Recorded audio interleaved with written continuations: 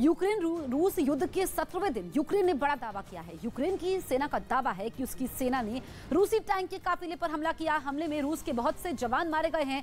हमले के बाद रूसी सेना अपने मरे हुए जवान और टैंक को छोड़कर भागते दिखाई दिए। यूक्रेन की सेना ने रूसी टैंक के काफिले पर एंटी टैंक मिसाइल से हमला किया। जब पहले टैंक पर हमला हुआ तो काफिले में पीछे चल रही टैंक ने अपना रास्ता मोड़कर भागने की कोशिश की, लेकिन यूक्रेन की सेना ने उन पर भी एंटी टैंक मिसाइल से हमला कर दिया और उसे पूरी तरीके से ध्वस्त कर दिया। यूक्रेन की सेना पर रूस ने जबरदस्त हवाई हमले शुरू कर दिए, जिसके लिए उसने अपने सबसे खतरनाक का-52 हेलीकॉप्टर के साथ ही नाइट हंटर के नाम से पहचान बना चुके मी-28N चॉपर को भी जंग के मैदान में उतार दिया। जिनसे हमले की तस्वीरें अपने रक्षा मंत्रालय से जारी करवाकर रूस ने एक बार फिर अपने तीखे तेवर दिखा दिए, लेकिन ये हमले किस जगह किए गए वो उसने नहीं बताया। लेकिन जो तस्वीरें सामने आई उनमें हेलीकॉप्टर से दागी गई मिसाइलों के धमाकों से एक सड़क पर खड़ी गाड़ियां तबाह होती नजर आईं और वहां से काले धुएं का गुबार उठता दिखा। इससे पहले बर्फ से ढके इलाके में अपने तय टारगेट के पास पहुंचते ही रूसी सेना के चॉपर ताबड़तोड़ फायरिंग करते दिखाई दिए। और जब ये हेलीकॉप्टर अपने निशाने के और करीब पहुंचे तो उनसे मिसाइलों की ऐसी बरसात शुरू हुई मानो जंग पर बनी किसी फिल्म का सीन शुरू हो गया हो।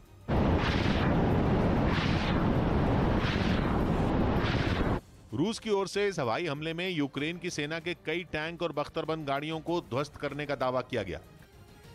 यूक्रेन की सेना ने अभी बड़ा दावा किया है। उनका कहना है कि रूस की सेना परमाणु पावर प्लांट को मिलिट्री बेस की तरह उपयोग कर रही है। अपने दावे के समर्थन में यूक्रेन की सेना ने वीडियो जारी किया है। इस वीडियो में साफ दिख रहा है कि रूस की सेना जापोरिजिया न्यूक्लियर प्लांट के आसपास अपने सैन्य वाहन तैनात किए हुए है। वहीं यूक्रेन में रूस के ताबड़तोड़ हमलों के नए वीडियो सामने आए। वहां 16 दिन से भीषण लड़ाई चल रही है, जिसकी कई तस्वीरें आ चुकी हैं। इसी कड़ी में रूसी सेना के हमले के कुछ और वीडियो आए जिनमें यूक्रेन के कई हिस्सों में बम बरसते दिखे। एक वीडियो में पूर्वी यूक्रेन की नीपर नदी के पास नीप्रो शहर के बीचों बीच जैसे ही बम गिरा वहां जोरदार धमाका हुआ। ऐसा लगा मानो आग की लपटें आसमान को ही छू लेंगी। हमले के बाद चारों तरफ सन्नाटा छा गया। वहीं एक दूसरे वीडियो में नीप्रो शहर के ही एक और हिस्से को रूसी सेना ने निशाना बनाया और बम गिरा दिया। हमले के इस वीडियो को एक शख्स ने अपने मोबाइल फोन में रिकॉर्ड कर लिया। यूक्रेन के पश्चिमी शहर इवानो फ्रैंकोविस्क को भी रूस ने नहीं छोड़ा। वहां भी अलग अलग हिस्से में बमबारी की गई। हमले इतने भीषण थे कि चारों तरफ धुएं का गुबार छाया दिखाई दिया। अमेरिकी रक्षा मंत्रालय पेंटागन ने अभी बड़ा दावा किया है। पेंटागन का दावा है कि रूसी सेना यूक्रेन की राजधानी कीव के और नजदीक पहुंच गई है। पेंटागन के प्रवक्ता जॉन किर्बी का कहना है कि सैटेलाइट से जो तस्वीरें मिल रही हैं उसमें देखा गया कि रूसी सेना पूरब की तरफ से आगे बढ़ रही है, जबकि उत्तर की तरफ से रूसी सेना अब भी वहीं खड़ी हुई है। And we do assess that the Russians are beginning to make more momentum on the ground towards Kyiv, particularly from the east. Not quite so much from the north. Ukraine ने रूस की सेना के एक और बड़े अधिकारी को मार गिराने का दावा किया। बताया गया कि रूसी टैंकों के काफिले पर हुए हमले में कर्नल रैंक के अधिकारी की मौत हो गई। इस हमले का वीडियो यूक्रेन की सेना ने जारी किया, जिसमें रूस की सेना के टैंकों का एक बड़ा काफिला एक सड़क से आता दिखाई दिया। बताया गया कि यह काफिला कीव के पूर्वी हिस्से की तरफ बढ़ रहा था, तभी उस पर हमला हो गया। यूक्रेन की सेना के मुताबिक रूसी सेना के कई टैंकों को बीच सड़क पर धमाके से उड़ा दिया गया। यूक्रेन की सेना की तरफ से जारी की गई तस्वीरों में एक लंबी सड़क दिखाई दी जिसके बीचों बीच अचानक विस्फोट हो गया। उस सड़क के दोनों तरफ कई मकान दिखे, लेकिन रूसी सेना को नुकसान पहुंचाने के लिए यूक्रेन की फौज इस बात से भी नहीं हिचकिचाई कि इस हमले में उसके नागरिकों की भी जान जा सकती है। उसने जैसे ही उस सड़क से रूस के कई टैंक जाते देखे वहां एक के बाद एक कई धमाके कर दिए। धमाके भी ऐसे कि एक जगह बम फटा ही था कि चंद सेकंड बाद ही वहीं पास में और धमाके होते चले गए। और यूक्रेन की सेना ने इसी हमले में रूस के एक और बड़े अधिकारी के मारे जाने की बात कही। यूक्रेन के मुताबिक पिछले 10 दिन में रूस के 3 बड़े अफसरों की जंग के मैदान में जान चली गई, जिनमें उनकी टैंक रेजिमेंट में कर्नल रहे आंद्रेई ज़खरोव का नाम भी शामिल हो गया। यूक्रेन की सेना के मुताबिक कीव के पूर्वी हिस्से में रूसी टैंकों के काफिले पर हुए भीषण हमले में आंद्रेई ज़खरोव की मौत हो गई। बताया गया कि ज़खरोव हमले के वक्त खुद एक टैंक में सवार थे। उन्होंने यूक्रेन से पहले भी कई बड़े अभियानों को अंजाम दिया था और सीरिया में रूसी सेना के ऑपरेशन में अहम भूमिका निभाई थी, जिसके लिए 2016 में पुतिन ने उन्हें ऑर्डर ऑफ करेज से सम्मानित किया था। ऑर्डर ऑफ करेज रूस में बहादुरी के लिए दिया जाने वाला सम्मान है। इससे पहले भी यूक्रेन ने रूसी सेना के deputy commander major general Vitali Geresma और मेजर जनरल आंद्रेई सुखोवस्की के जंग में मारे जाने का दावा किया था। इस बार विपक्ष की एकता इमरान पर भारी पड़ती नजर आई। विपक्ष इमरान खान पर आरोप लगाता रहा है कि वो वही करते हैं जो सेना कहती है। यही नहीं, उसका कहना है कि इमरान सरकार में पाकिस्तान में लोगों के भूखों मरने की नौबत आ गई है। 2 दिन पहले वहां की विपक्षी पार्टियों के गठबंधन पाकिस्तान डेमोक्रेटिक अलायंस ने इमरान सरकार के खिलाफ अविश्वास प्रस्ताव भी पेश कर दिया था, जिसके बाद पाकिस्तान की राजधानी इस्लामाबाद में जो हुआ वो किसी सियासी भूचाल से कम नहीं। इमरान का विरोध करने वाली पाकिस्तान की पार्टी JUIF, जिसका पूरा नाम जमीयत उलेमाए इस्लाम फजल है, उसके नेताओं को दिन दहाड़े घर में घुसकर पकड़ा जाने लगा। उनके घर में काले कपड़े पहने कमांडो घुसे और खींचकर अपने साथ ले गए। वो जब JUIF नेता सलाउद्दीन अयूबी के घर में घुसे तो लगा ही नहीं कि पाकिस्तान में कानून नाम की कोई चीज भी है, क्योंकि अयूबी उन लोगों से चीख चीख कर वारंट मांगते रहे, लेकिन उनके कानों पर जू नहीं रहेंगी।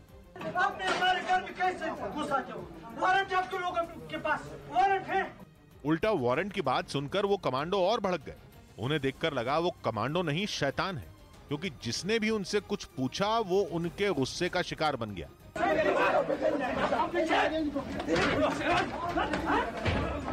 ये बात किसी से छिपी नहीं है कि पाकिस्तान में प्रधानमंत्री वहां की सेना का प्यादा होता है, जिसकी आड़ में सेना मनमानी करती है। कहा जा रहा है कि विपक्षी नेताओं के साथ अपराधियों जैसा सलूक करने वाले कमांडो भी उसी ने भेजे थे, जिन्होंने चुन चुनकर उन्हीं नेताओं को पकड़ा जो इमरान सरकार के खिलाफ वोट डालने वाले थे। उन्होंने ये तक नहीं देखा कि वो घर में हैं या संसद में, और दंदनाते हुए हर उस जगह पहुंच गए जहां उन्हें JUIF नेता मिल सकते थे। इन नेताओं को खींचकर ले जाते समय न उनकी उम्र का लिहाज रखा गया, न ही उन्हें उनका जुर्म बताया गया।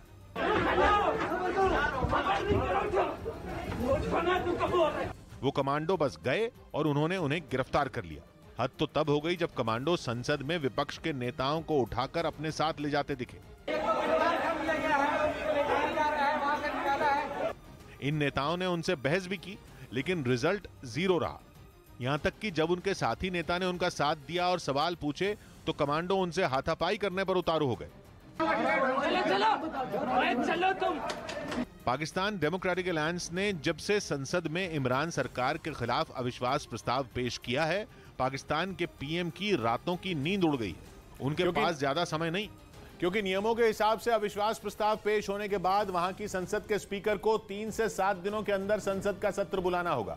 और जिस तरह के हालात हैं, उनसे लग रहा है कि इमरान की कुर्सी खतरे में है, क्योंकि कहा जा रहा है कि इमरान की अपनी पार्टी, जिसका नाम पाकिस्तान तहरीक इंसाफ पार्टी है, उसी में उनके खिलाफ बगावत हो गई है। माना जा रहा है कि इमरान इसीलिए हाथ पांव मार रहे हैं, और खबर है कि इनमें उनका साथ सेना भी दे रही है, लेकिन सामने से नहीं। कहा जा रहा है कि काले कपड़ों और चेहरे पर नकाब लगाए ये कमांडो उसी ने भेजे। हालांकि पाकिस्तान के कुछ चैनल उन्हें पुलिस वाले बता रहे हैं, जिन्होंने विपक्षी नेताओं को नेता नहीं जानवर समझा और पकड़ कर ले गए। पुलिस की नफरी यहाँ पर पहुंची। वहाँ पर जो अंसारुल इस्लाम, जो JUIF की रजाकार फोर्स है, उनके कारकुनों को बाहर निकाला।